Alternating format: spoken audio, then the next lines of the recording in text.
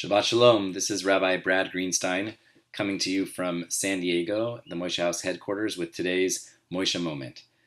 This past weekend, I was fortunate to be the lead facilitator on Moishe House's first ever extreme outdoor adventure retreat in Moab, Utah. And we went whitewater rafting. And what was an amazing morning. We camped out amidst the red sandstone cliffs, and 40 of us gathered from all over the country to come together and spend Shabbat together.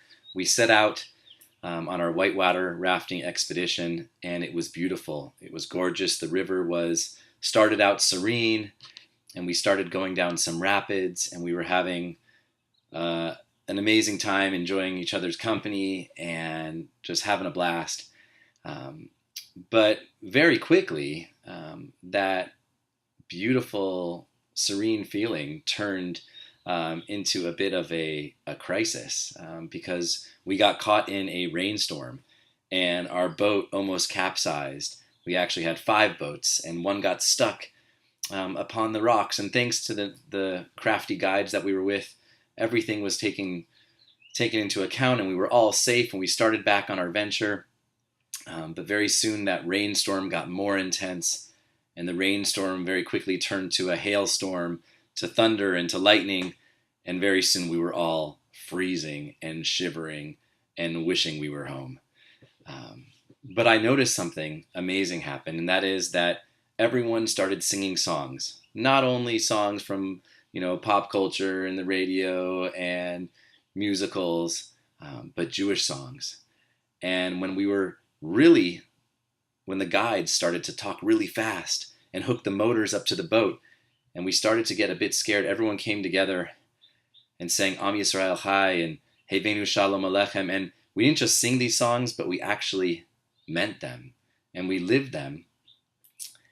And what occurred to me, I was so inspired by the Moishe House residents and community members, how everyone stayed so positive. Very easily. So many of us could have gone into crisis mode, to freak out, to get upset, to get scared, to have fear take over. But that was not the case, simply because the positivity was contagious. And I couldn't help but think of a verse from our Torah when this was all happening. God tells the Jewish people, "See, I place in front of you 2 paths, the path of life and the path of death. Choose life. Uvacharta b'chayim, choose life." And God doesn't only mean a literal path of life and death, but I like to think of this as a spiritual path. We have 2 options in front of us. We can choose to be positive and we can choose life, or we can choose at any moment a spiritual death. And I was so impressed and inspired to see all of us together choosing life and choosing to be positive. So on this Shabbat, I want to remind us all that we always have a choice. Throughout our day, throughout our lives, no matter what happens, we can choose positivity. We can choose life. And it's not only in times of freedom that we have this luxury to choose, because I can't think of nothing more free.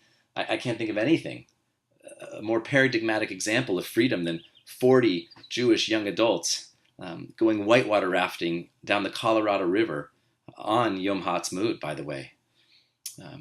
And so even in times of adversity, this was a clear example of freedom, and we have a choice when it seems, luxurious and we're free, and we often think we don't have that choice when we're suffering or when things are beyond our control.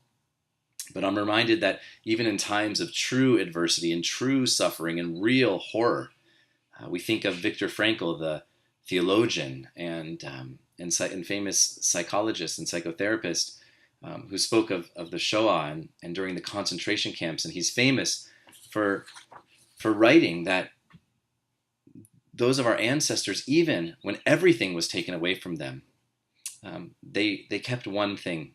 They held on tightly, he writes, to the last of human freedoms, to choose one's attitude in any given set of circumstances, to choose one's own way.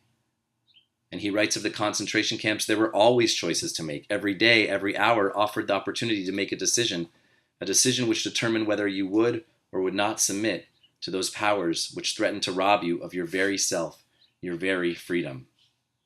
We always have a choice, no matter what, to choose life. Uvacharta b'chayim. With everything going on in the world today, with everything happening in Baltimore, with the earthquake in Nepal, with the suffering, the tremendous suffering, I want to bless us all that we choose life for ourselves, that we choose positivity, and that we help others around us make that choice as well.